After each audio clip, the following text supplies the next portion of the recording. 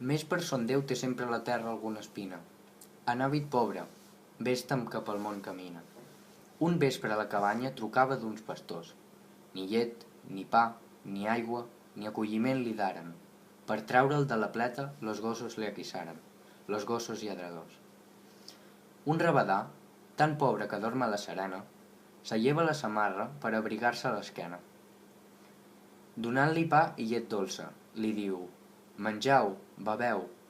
Quan obre punta d'alba son hoste de les parpelles, diu al pastor: «Tres cabres aclama i tres ovelles, i fuig darrere meu».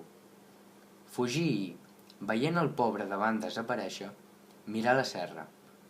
L'altre ramadà no hi veu péixer.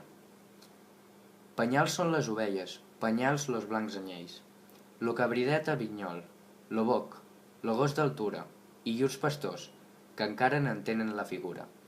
Penyals eren com ells. Des de llavors, a vista de l'espectacle horrible, girant lo cap, s'assenya lo passatger sensible. Lo quadro a l'ensenyar-li de lluny algun bover. La flor deixa aquells marges, l'aucell fuig d'aquell aire, com en les migdiades d'estiu fuig lo de llaire, de l'ombra del núvol. Fugiu també vosaltres, pastors i excursionistes, com les visions i històries. Aquí les flors són tristes. És hort de roses blanques cobreix un gran fossar. De sota cada llosa de marbre un clot s'abadà. La neu és lo sudari amb què la traïdora fada vos vol amortallar.